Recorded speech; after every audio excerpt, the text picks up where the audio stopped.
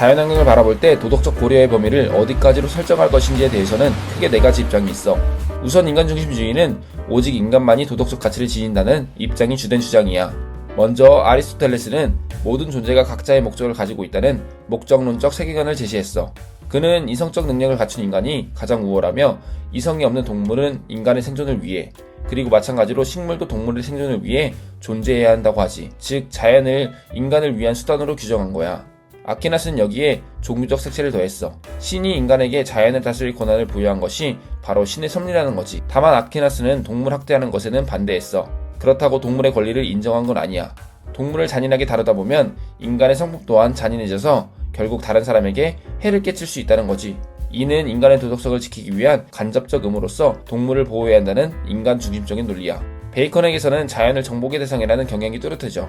베이컨은 아는 것이 힘이다라고 말하며 자연을 관찰하고 그 원리를 파악하는 이유가 오직 인간의 삶에 도움이 되기 위함이라고 주장했어. 자연을 인간의 복지를 증진하기 위한 도구적 수단으로 확정한 셈이지. 데카르트는 모든 것을 정신과 물질로 나누는 이분법적 세계관을 가졌어. 인간은 정신과 물질을 모두 가졌지만 동식물은 오직 물질로만 이루어진 기계와 같다고 봤지. 그래서 동물이 고통을 느낄 때 내는 소리도 그건 영혼의 반응이 아니라 기계의 태엽이 돌아가는 소리에 불과하다고 생각한 거야. 이런 생각은 인간이 아무런 죄책감 없이 자연을 이용할 수 있는 근거가 되었어. 칸트는 이성을 지닌 인간만이 도덕적 지위를 갖는다고 봤어. 하지만 칸트는 인간이 자연을 함부로 대하는 모습을 경계했지. 동물을 폭력적으로 다루는 습관이 다른 사람에게 피해를 주는 등 인간에 대한 의무를 다하지 못할 수 있다고 본 거야. 그래서 칸트는 동물을 직접적인 도덕적 대상으로 보진 않았지만 인간 스스로 도덕적 품격을 유지하기 위한 간접적 의무로서 동물학대를 반대했어. 마지막으로 패스모어는 환경 보존을 강조해. 하지만 그 목적은 여전히 인간이야. 미래 세대 역시 우리가 누리는 환경을 살아갈 권리가 있기 때문에 미래 세대를 위해 환경을 아끼고 보존해야 한다는 거지. 다음으로 동물중심주의는 도덕적 고려의 범위를 인간을 넘어 동물까지 확장한 입장이야. 싱어는 공리주의를 계승해서 쾌락과 고통을 느낄 수 있는 능력, 즉 쾌고감수 능력을 도덕적 판별의 기준으로 삼았어. 고통을 피하고 쾌락을 추구하는 것은 모든 생명체의 기본적 이익이기 때문에 인간과 동물의 이익을 똑같이 소중하게 다뤄야 한다는 이익평등 고려의 원칙을 주장했지.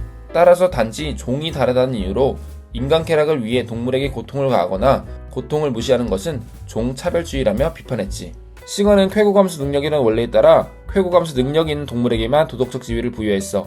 바로 이 동물들에게 고통을 가하는 동물 실험을 원칙적으로 반대했어. 하지만 공리주의의 기본 입장인 최대다수의 최대행복에 따라 동물 실험으로 수많은 생명을 살릴 수 있는 확실한 경우라면 제한적으로 허용될 수도 있다고 보았지. 그런데 문제는 이익평등 고려의 원칙에 따르면 왜 실험 대상이 하필이면 동물이어야 하는 거야. 만약 동물과 인간의 고통을 똑같이 고려해야 한다면 실험 성공 확률이 더 높은 인간을 실험하는 것도 고려해야 한다는 논리가 성립하거든. 그런데 많은 사람은 인간 실험은 비도덕적이라며 비난하면서도 동물 실험은 당연하게 여기곤 하지. 싱어는 바로 이 지점을 지적해. 인간의 고통은 피해야 할 악으로 보면서 동물의 고통은 가볍게 여기는 태도, 그것이 바로 종차별주의라는 거야. 결국 싱어는 동물 실험을 찬성하자는 게 아니라 우리가 인간 실험에 대해 느끼는 그 도덕적 거부감만큼 동물의 고통도 무겁게 책임져야 한다고 외치고 있어.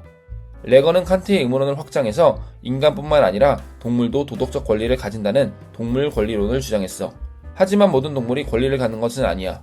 레거는 자기 삶의 목표를 가지고 살아가는 존재를 삶의 주체라고 불렀는데 정상적인 능력을 갖춘 1살 이상의 포유류가 과학적으로 확실히 증명된 대표적인 사례야. 이 동물들은 단순히 고통과 즐거움을 느끼는 수준을 넘어 자신의 삶을 의식하고 목적을 위해 행동할 줄 알지. 이 부분도 한번 살펴봐줘. 그래서 레거는 이들이 인간을 위한 수단이 아니라 그 자체로 소중하다는 내재적 가치를 가진다고 강조해. 이 가치는 인간이나 동물이나 삶의 주체라면 누구나 동등하게 가지고 있다는 거야. 레건이 동물 실험, 사냥, 동물원 전시, 애완용 매매를 비판한 이유가 바로 여기 있어. 동물을 도구로 취급하면서 고통을 주는 것도 나쁘지만 그보다 더 근본적 문제가 되는 것은 동물들을 삶의 주인으로서 마땅히 존중받아야 할 그들의 본래적 가치를 무시하고 침해했기 때문이지. 다음으로 생명중심주의는 생명을 가진 모든 존재를 도덕적으로 고려해야 한다는 입장이야. 슈바이처는 모든 생명이 살고자 하는 의지를 가지고 있으며 그 자체로 신성하다는 생명 외계 사상을 펼쳤어. 그래서 생명을 살리고 돕는 것은 선이고 생명을 파괴하고 억압하는 것은 악이라는 게 핵심이야. 슈바이처는 생명 외계 사상의 3가지 원칙을 다음과 같이 설명해. 첫째, 동등성의 원칙은 모든 생명체가 살고자 하는 의지를 가진 신성한 존재로서 근본적으로 똑같이 존중받아야 한다는 거야. 둘째, 차등의 원칙은 우리가 살아가며 불가피하게 다른 생명을 해칠 수밖에 없는 현실을 인정하는 거야. 환자를 살리기 위해 병균을 죽여야 하는 것처럼 피치 못할 생명의 순간에는 생명 간의 차이를 고려할 수밖에 없다는 뜻이지. 마지막으로 사랑의 원칙은 어떤 생명을 불가피하게 해쳤을 때 마음속에서 피어나는 미안함과 죄책감을 잊지 말라는 거야. 그 생명의 무게만큼 다른 생명에게 사랑으로 빛을 갚아야 한다는 거야. 생명을 해친 행위를 어쩔 수 없다고 정당하기보다 그 생명의 무게만큼 도덕적인 책임감을 느끼고 자신의 시간과 노력을 들여 다른 생명을 위해 기꺼이 희생하고 사랑을 베풀어야 한다는 거지. 테일러에 따르면 모든 생명체는 각자의 고유한 선을 실현하려고 애쓰는 목적론적 삶의 중심이야. 인간이 각자의 목표를 위해 살아가듯 동물과 식물 그리고 아주 작은 미생물에게 이르기까지 모든 생명체는 이렇게 자기 삶의 목적을 지녔다는 사실만으로도 누군가의 도구가 아닌 그 자체로 소중한 내재적 가치를 지니게 돼. 그래서 각 생명체의 입장에서 보면 자신들이 추구하는 목적을 실현하는 게 선이고 그걸 방해받는 게 악이 되는 거야. 인간 또한 다른 생명체보다 우월한 지배자가 아니라 동등한 자격을 지닌 지구 생명 공동체의 일원일 뿐이야. 그러니 우리도 자신의 목적을 실현하며 살아가되 다른 생명체를 보호하고 존중하려는 도덕적 자세를 책임감 있게 지켜야 해. 이를 구체적으로 실천하기 위해 테일러는 자연에 대한 4가지 의무를 제시했어. 첫째는 어떤 생명체에게도 직접 해를 끼치지 말아야 한다는 불침해의 의무야. 둘째는 생명체의 자유로운 삶이나 생태계가 스스로 돌아가는 과정에 간섭하지 말라는 불간섭의 의무야. 셋째는 낚시나 사냥처럼 야생동물을 속여서 인간의 즐거움을 채우는 기만 행위를 하지 말라는 성실의 의무야. 마지막으로 어쩔 수 없이 다른 생명체에게 피해를 줬다면 반드시 그만큼 보상하거나 복구해줘야 한다는 보상적 정의의 의무야. 이런 의무를 다할 때 우리는 비로소 지구 공동체의 진정한 일원이 될 수 있어.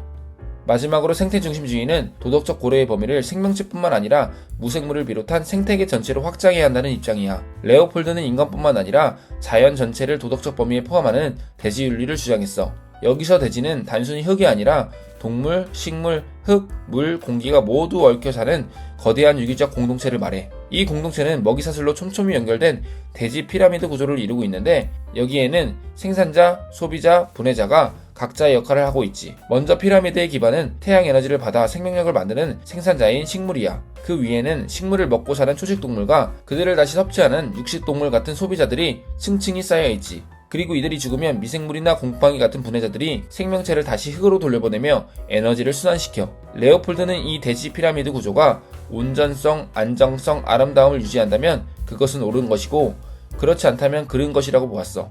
여기서 인간의 역할은 자연의 지배자가 되는 게 아니야. 우리도 대지 피라미드의 한 평범한 구성원일 뿐이지. 따라서 생태계의 건강한 순환이 깨지지 않도록 보존하고 존중하는 것이 바로 인간의 도덕적 책임이자 의무야. 이게 바로 레오폴드가 말하는 대지윤리의 핵심이야.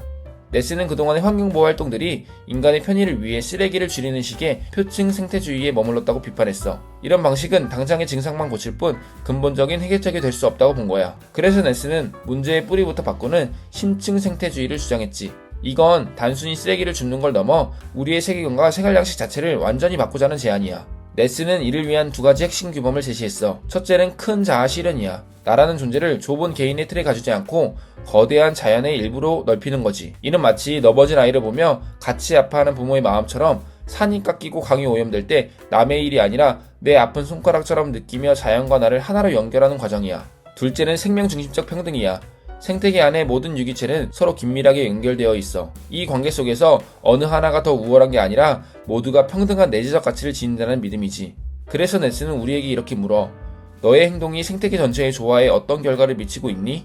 단순히 환경을 보호하는 척하는 게 아니라 자연과 내가 하나라는 깨달음을 통해 세계관을 변화시키고 우리의 삶을 소박하고 조화롭게 바꾸는 것. 그것이 네스가 말하는 진정한 환경윤리야. 장단점을 통해 각 입장들을 정리해보면 다음과 같아. 인간중심주의는 인간의 풍요로운 삶과 문명 발전에 큰 도움을 주었어. 하지만 자연을 인간의 이익을 위한 도구로만 여겼기 때문에 무분별한 개발로 인한 환경 파괴와 기후위기라는 심각한 단점을 낳았지. 동물중심주의는 동물학대를 막고 실험이나 사육 환경을 개선하는 데 기여했어. 다만 고통을 느끼지 못하는 식물이나 무생물은 보호 대상에서 제외하고 생태계 전체의 가치를 소홀히 한다는 단점이 있어. 생명중심주의는 모든 생명을 존중하는 문화를 확산시켰다는 장점이 있어. 하지만 미생물이나 잡초 같은 생명까지 다 지키려고 하다 보니 인간을 위해 어쩔 수 없이 생명을 해쳐야 하는 현실적인 상황에서 명확한 해결책을 주기 어렵다는 단점이 있지. 생태중심주의는 생태계 전체의 균형과 순환이 얼마나 중요한지 가르쳐준다는 장점이 있어. 하지만 생태계 전체의 이익을 너무 강조하다 보면 환경을 위해 개별 생명이나 인간의 권리를 무시할 수도 있다는 환경 파시즘의 위험성이 단점으로 지적되기도 하지.